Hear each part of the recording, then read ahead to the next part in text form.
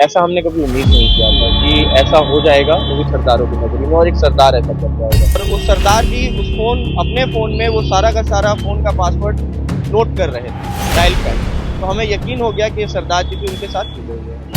इनकी कोई पहचान नहीं है, कोई किसी के भाड़े की गाड़ी चला रहा है, कोई किसी के दूर का रिश्तेदार है उसकी गाड़ी चला रहा है। इनका क्या एक इंडिविजुअल आइडेंटिटी क्या है? जब उनका चेहरा हमारी फ़ोन की तरफ आता है, वो अपना मुंह छुपाने की पूरी कोशिश करते हैं।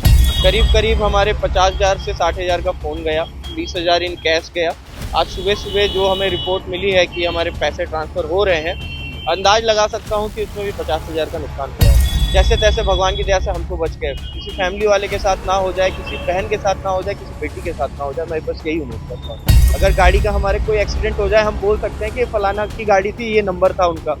ये इनका गाड़ी कहाँ का है, ये गाड़ी दिल्ली की है, गुड़गांव की है, यहाँ चल रही है, कहाँ चल रही है, कोई अंदाज नहीं लगाया जा सकता। पहले 10,000, फिर 16,000 हुआ है, फिर अभी पूरा पता नहीं है। पापा भी चेक कर रहे, बैंक में बैठे हुए हैं, अभी पूरा करके फिर हमको बता रहे हैं, हम लोग फिर देख रहे हैं। और हम बेट लगा सकते हैं कि सरकारी डेटाबेस में भी इनका लेके कोई भी डेटा नहीं है कि ये ई रिक्शा का ये मालिक है और ये ड्राइवर है।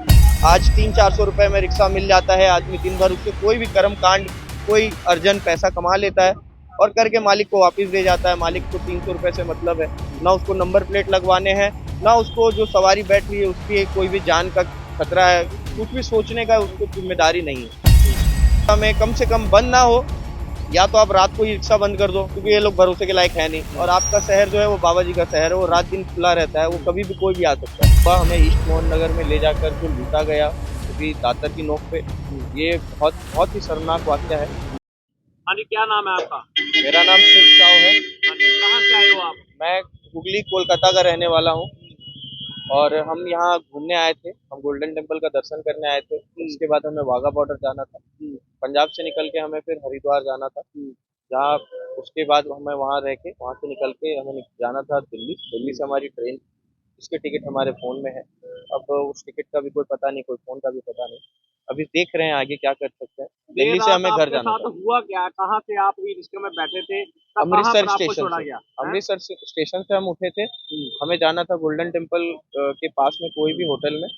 और क्योंकि ये जो गाड़ी वाले हैं, ये लोग जाते हैं और इनका कमीशन सेट रहता है, ये इजीली दिला देते हैं, इनके पास बहुत ऑप्शंस रहते हैं। तो हमने कहा चलो चल लेते हैं, 2 दिन की बात है, रह लेंगे। लेकिन हमारे साथ जो हुआ, हमें ईस्ट मोहन नगर में ले जाकर जो लूटा गया, वो भी दातर की नोक पे, ये बहुत बहुत ही शर्मनाक वाक़या है। क्योंकि ऐसा हमने कभी उम्मीद नहीं किया था कि ऐसा हो जाएगा, वो भी सरदारों की नगरी में, और एक सरदार ऐसा कर जाएगा। आपके साथ क्या कितना सामान था रात को? हमारे साथ एक ट्रॉली थी, एक पीठ वाला बैग था। इनके पास एक टूरिस्ट वाला बैग था जो ट्रैकिंग पे यूज करते हैं। इनके पास एक पीठ वाला बैग था और एक साइड लगेज का बैग था। और इनके लगेज में करीबन 18,000 रुपए थे। इनके पास पॉकेट में 2,000 रुपए थे। मेरे पॉकेट में, मेरे पर्स में 10,000 रुपए थे। लेकिन क्योंकि इनके पॉकेट से उन्होंने पैसा निकलते हुए देख लिया, तो उन्होंने मेरी पूरी तरह से शिनाख्त नहीं की।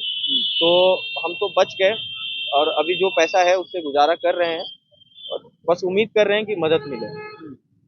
तो कितने का नुकसान हुआ देर रात को? करीब करीब हमारे 50,000 से 60,000 का फोन गया, 20,000 इन कैश गया। आज सुबह सुबह जो हमें रिपोर्ट मिली है कि हमारे पैसे ट्रांसफर हो रहे हैं, अंदाज लगा सकता हूँ कि उसमें भी 50,000 का नुकसान हुआ है।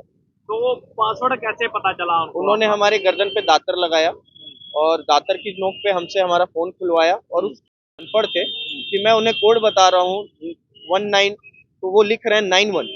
और उस सरदार जी अपने फोन में वो सारा का सारा फोन का पासवर्ड नोट कर रहे थे, डायल पैड पे। तो हमें यकीन हो गया कि ये सरदार जी भी उनके साथ मिले हुए हैं। जैसे आप वीडियो में देख पाएंगे कि वो अपना मुंह, जब उनका चेहरा हमारी फोन की तरफ आता है, वो अपना मुंह छुपाने की पूरी कोशिश करते हैं। और उन लोगों ने जो ये किया, ये मेरे साथ हो गया। हम 3 बैचलर्स हैं। जैसे तैसे भगवान की दया से हम तो बच गए। किसी फैमिली वाले के साथ ना हो जाए, किसी बहन के साथ ना हो जाए, किसी बेटी के साथ ना हो जाए, मैं बस यही उम्मीद करता हूँ। तो क्या कहना चाहते हो? ई रिक्शा से सावधान रहना चाहिए? बिल्कुल, बिल्कुल सावधान रहना चाहिए। इनकी कोई पहचान नहीं है, कोई किसी के भाड़े की गाड़ी चला रहा है, कोई किसी के दूर का रिश्तेदार है उसकी गाड़ी चला रहा है। इनका क्या एक इंडिविजुअल आइडेंटिटी क्या है? अगर गाड़ी का हमारे कोई एक्सीडेंट हो जाए, हम बोल सकते हैं कि फलाना की गाड़ी थी, ये नंबर था उनका। ये इनका गाड़ी कहाँ का है, ये गाड़ी दिल्ली की है, गुड़गांव की है, यहाँ चल रही है, कहाँ चल रही है, कोई अंदाज नहीं लगाया जा सकता। और हम बेट लगा सकते हैं कि सरकारी डेटाबेस में भी इनका लेके कोई भी डेटा नहीं है कि ये ई रिक्शा का ये मालिक है और ये ड्राइवर है।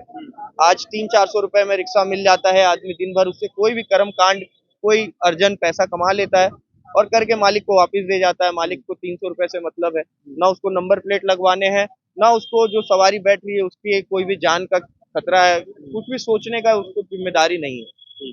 हमें कम से कम बंद ना हो, या तो आप रात को ही रिक्शा बंद कर दो, क्योंकि ये लोग भरोसे के लायक है नहीं। और आपका शहर जो है वो बाबा जी का शहर है, वो रात दिन खुला रहता है, वो कभी भी कोई भी आ सकता है। रात को या तो आप इन्हें बंद कर दो, या तो इनको पकड़ पकड़ के सब में नंबर प्लेट लगवाओ। और ध्यान रखा जाए कि कोई भी रूल्स का वायलेशन ना करे, किसी के साथ गलत ना हो। और ये सिर्फ तभी हो सकता है जब आप हर इंडिविजुअल को एक आइडेंटिटी दो, जैसे एक बाइक में कार में होती है, वैसे हर टोटो में भी होना चाहिए। हम लोग का जो मेरा दोस्त बोला अभी, हम लोग मेरा तो 2000 तक कैश नुकसान हुआ, फोन गया। और अभी सुबह में हम फोन एक सिम खरीदे हैं, सुने पापा को फोन करके कि उसमें से अभी अकाउंट से 10,000 16,000 करके ऐसे करके ट्रांजेक्शन हुए।